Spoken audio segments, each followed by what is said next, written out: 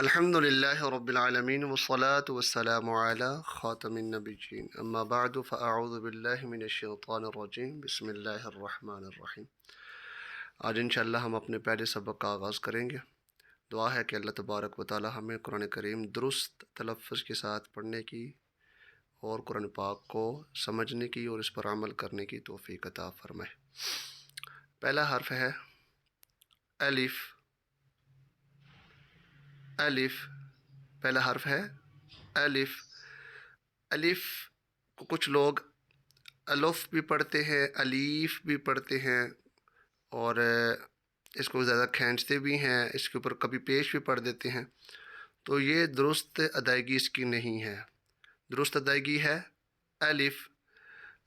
اور اس کے اوپر ایک بات ذہن میں رکھیے گا، جب اس کے اوپر جزم یا حرکات یا کھڑی حرکات کچھ بھی آ گیا تو یہ پھر الف نہیں رہے گا۔ الف اس وقت تک ہے جب تک اس کے اوپر کوئی بھی کسی قسم کی حرکت یا جزم نہ ہو۔ دوسری بات یہ ہے کہ اب جب اس کے مخرج کی بات کرتے ہیں تو اس کا مخرج کیا ہے؟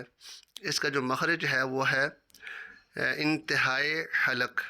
انتہائی حلق یعنی حلق کا نیچے والا حصہ۔ الف جو ہے یہ وہاں سے ادا ہوتا ہے، اور کیونکہ یہ حلق سے ادا ہو رہا ہے اس وجہ سے الف کو حرف حلقیہ کہا جاتا ہے۔ با با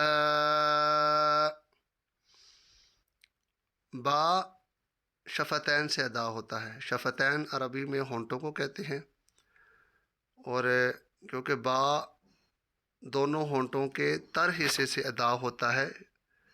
ہونٹوں کے دو حصے ہیں، ایک خشک حصہ ہے جو باہر کی طرف ہے، اور ایک تر حصہ ہے جو اندر کی طرف یعنی منہ کی طرف، دانتوں کی طرف ہے۔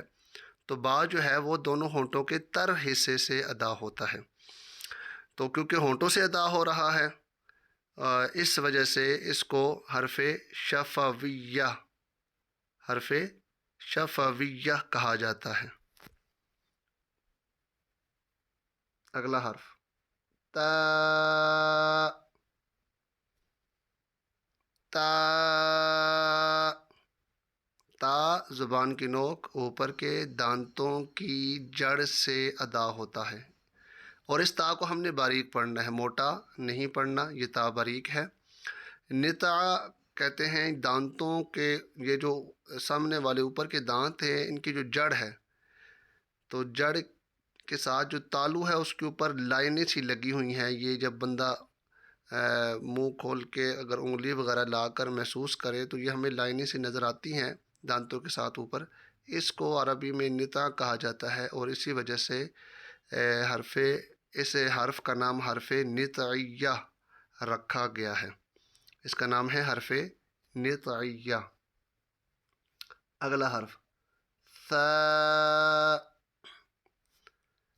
ثا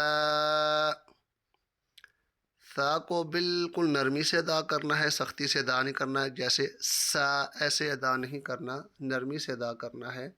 اور اگر ہم اس کو دوسرے مخرج سے یعنی سیٹی والی جگہ سے ادا کریں گے تو یہ حرف ادا نہیں ہوگا، اور کئی جگہ پر معنی بھی بدل جاتا ہے اور کلمہ کفر بھی واقع ہو جاتا ہے۔ تو لہٰذا جو حرف جہاں سے ادا ہوتا ہے اس کو وہیں سے ادا کرنا یہ ہمارے اوپر ضروری ہے، اور اس کی ہمیں بار بار مشق کرنی چاہیے تاکہ غلطی سے بچا جائے۔